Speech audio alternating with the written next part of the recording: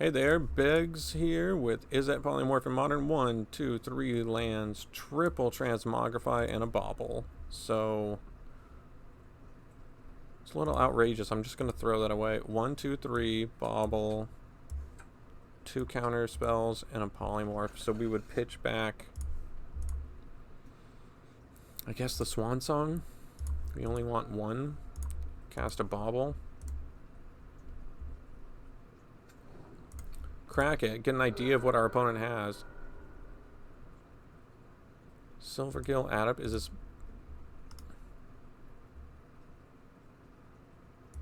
Merfolk, and Swansong can't stop Aether Vial, so just let it go.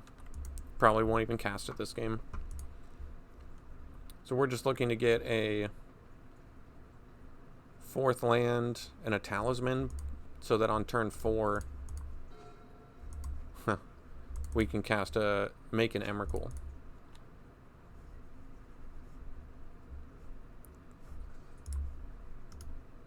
I guess that costs 2. There's a Protea Staff. That'll make our life a little bit easier. Cool artwork on the island.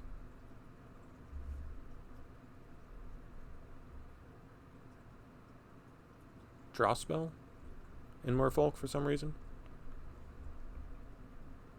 We had Bauble and Steam Vents. We're very normal. That's very normal. There's no red flags with that. You're just like, oh, this must be like a counterspell deck. Or something. It's like, oh, well, not really. I mean, maybe they have Spell Pierce, but they're just stuck on lands. It's their turn 2. We aren't stuck on lands, as it just so happens to turn out.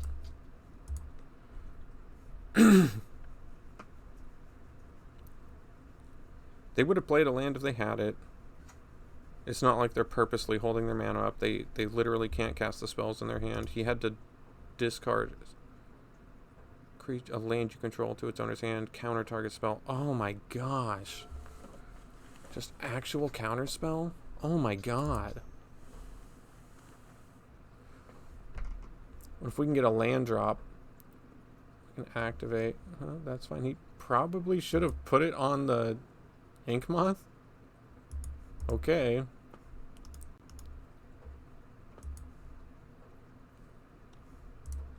Okay, man.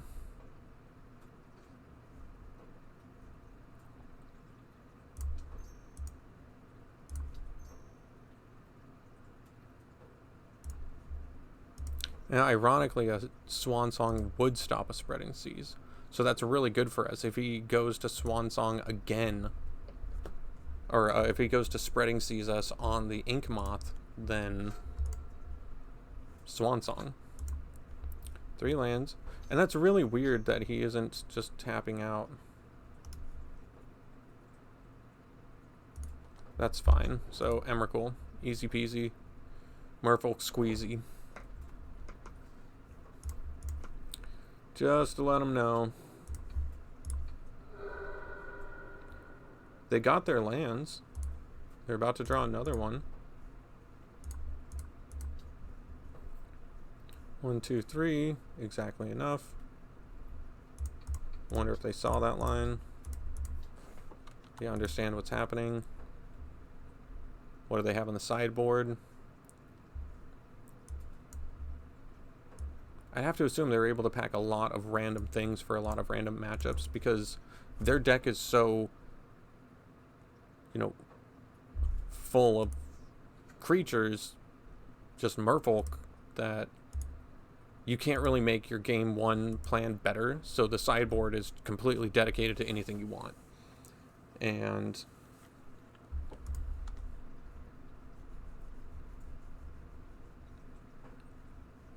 I don't know. I mean, you could say the same thing about our sideboard. I think about putting 2 additional copies of Cloud Form in our sideboard, and that's just additional copies of a main board card. So I identified that our weakest matchup is Tron. So I devoted like half of, if not more than half of the sideboard to the Tron matchup. Merfolk, I don't know what their weakest matchup would be, or worst matchup would be, and how much of their sideboard they devote to those, worst matchups. But, I mean, what can... I guess Merfolk's just counter spells. It's just counter spells, and that's why he had main board Deprive. And then he could have a Merfolk Trickster. Anything that bounces target creature to its owner's hand, that would be like Hose Town.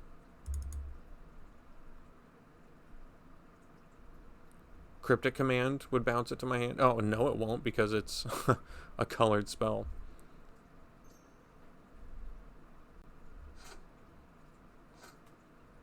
He might be untapping that Cryptic right now.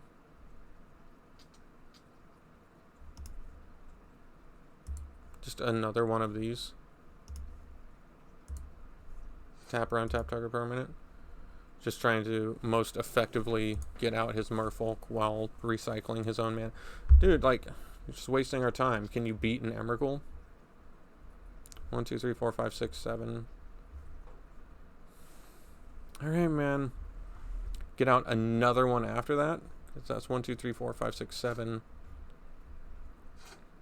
And then 8. He only gets to keep 2 things. So a Master... And that's 4, 8, 12. He would need 3 more power to be able to... And these are on the ground. This is flying. You can't even chump block it.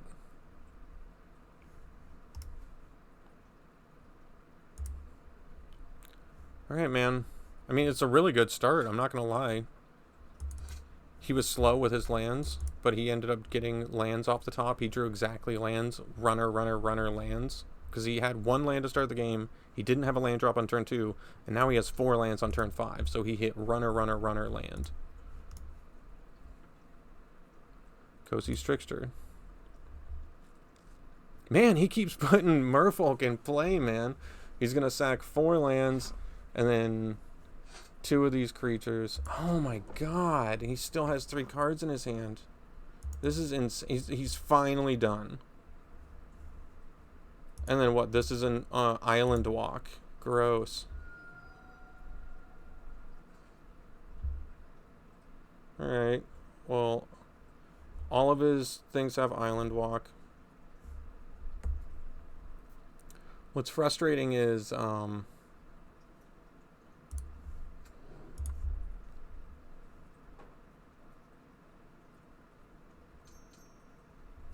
2. Oh, and then Kosi's Trickster. And that's not a protection from colored spells. And this is when it ETBs. Man, so lucky. So lucky.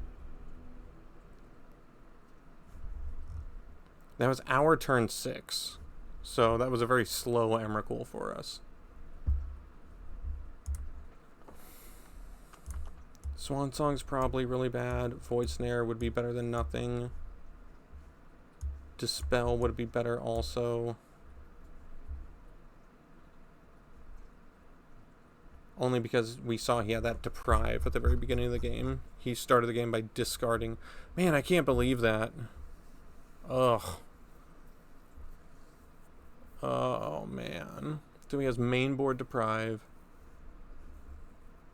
He did have Spreading Seas, but that's one of those things where we already play islands straight up. We have 4 islands and 4 Steam Vents. And the only thing those would be good at would be hitting our man lands. And for some weird reason, he hit one of our 2 red sources, thinking we might have a double red cost spell in our deck, but that wasn't the case. He misidentified what we were. We went Bauble, Steam Vent, and he was like, what the hell is this? I'm going to take you off one of your red. It's more important, Dispel, or Swan Song, or Void Snare.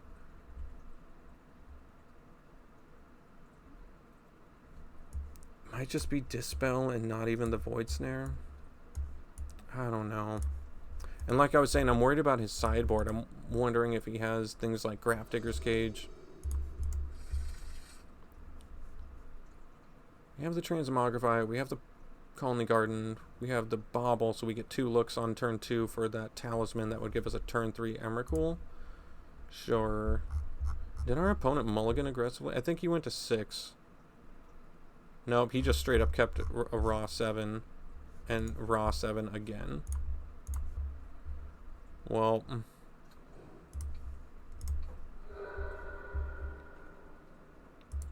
negate.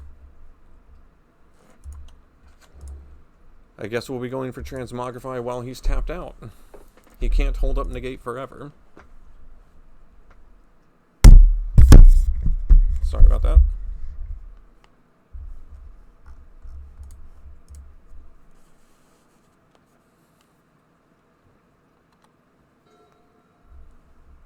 Protea Staff. See if that gets negated, and then we just untap and Transmogrify. And I think we did end up going with the Dispels. All 4 of them. Man, I really wish we had that Talisman. That's so brutal.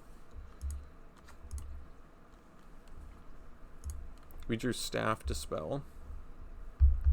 Dispel does not stop Spreading Seas, but I'm not really worried about it. We have a plant token. We have a Blink Moth that we aren't going to put in play until we are ready. Can't stop that. He's tapped out.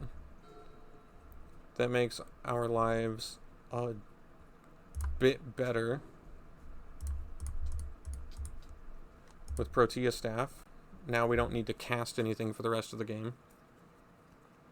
If he manages to deal with plant token, we could just play Blink Moth and activate that. So while we didn't get the turn 3, we should have the turn 4 Emrakul, and then we should be able to attack on turn 5. And that's just a turn faster than it was in game 1, which is, you can't ask for more than that. Game 1 was just absolutely nuts. Like, I can't believe that that actually happened. He's tapped out. He would need Master the Pearl Trident. Just so insane.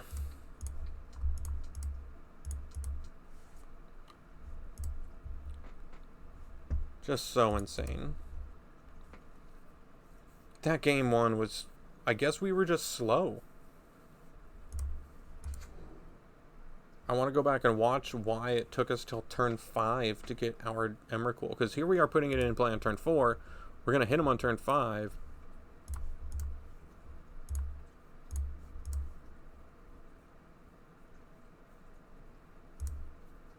And then, yeah, the Trickster at instant speed during our attack step. Like, even if he didn't have that Trickster and we actually got the Annihilator trigger in game 1, he had so much power in play and the 4 lands to sack instead of the creatures that, like, we might have just been dead to 2 attack steps from him. Even through an Annihilator 6 trigger from us. So, the fact that on top of that, he just got to have a Merfolk Trickster flashed in. And it was insane. It was like, how many cards do you have in your hand? Like, at some point you gotta stop. And he's got another one of these darn island untappers. Still not an instant that we can counter. So he has 4 islands and 4 creatures. If he stops now, he gets to cast 2 things. He has negate, but we don't need to cast anything else this game. These have Island Walk. Can't block. Takes 10, down to 7, and then...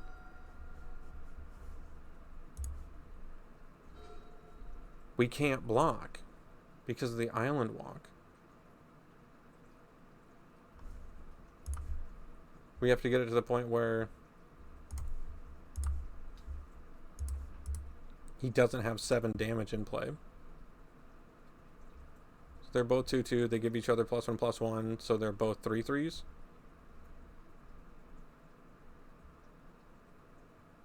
Which is 6. And then he can't cast anything if he doesn't sacrifice 2 of his creatures. Like, would he sacrifice more than 2 creatures? So if he doesn't have any mana, then he just has 2 3/3s that have Island Walk. We go to 1.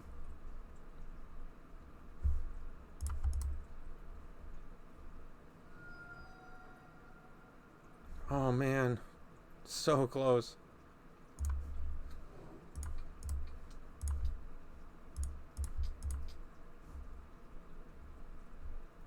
Even though it can't block, still gonna do it. It's just correct. If for some crazy reason he had a creature that wasn't a Merfolk that could deal damage, this can block it. So put ourselves in a position to be able to block. Plus we can make a Blink Moth, so he can deal 6 but not 7. And then we just do it again in game 3. He's probably pissed that he even lost this one. Yup. That's what I thought. So we didn't see Spreading Seas that game, but we did see Negate, so we know that Dispel is good. I'm glad we took out Swan Song, because I don't want to give him a 2/2, because that is a very tight race. By turns 3 and 4, he is attacking for a lot of damage, and he's not even doing it with Vials. It's very insane. So, like, he's going to be on the play. If he's like turn 1 Vial go, I think we just lose. We've kept our baubles in.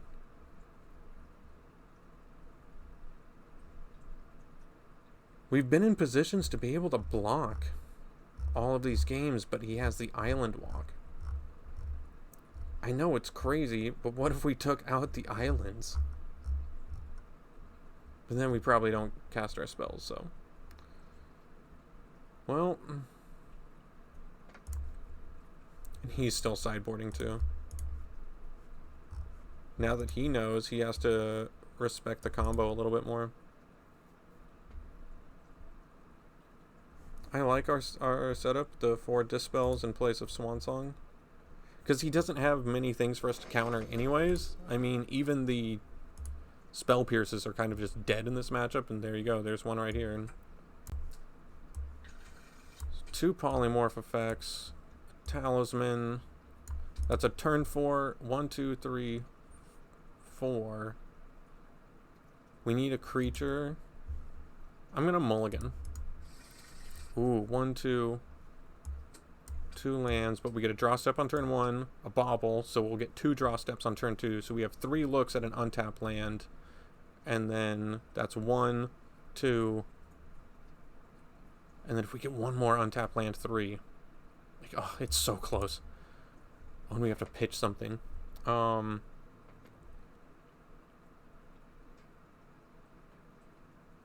Pitch the staff and go all in on the Transmogrify.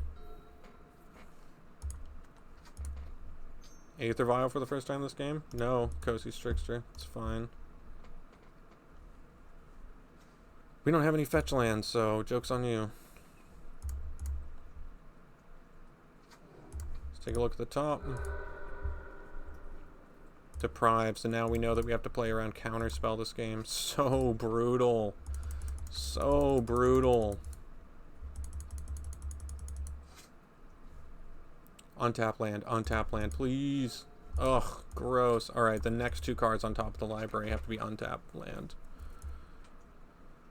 Or else it's... He's just gonna hold up Deprive? There's no way. Untap land. That's our only red source, so let's play... Oh, but if he doesn't cast the Deprive...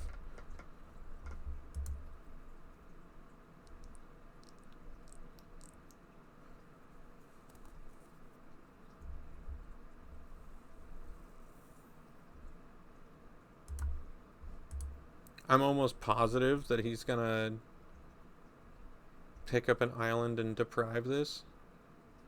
If he just lets it through, then that means he's saving his counterspell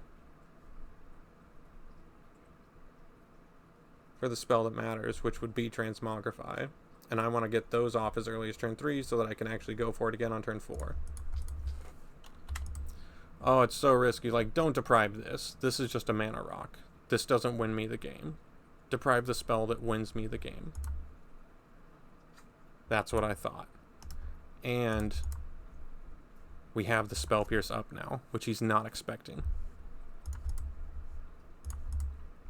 See, and he's playing didn't even flash into Merfolk. He's playing a slower control game. He's rattled. We beat him game 2 and he's rattled. Oh, man. Does he untap a land? No. He's just done. He has to have Force of Negation. And he is a mono blue deck. He is a mono blue deck. Oh, untap land. We need an untap land. Oh my god. And we...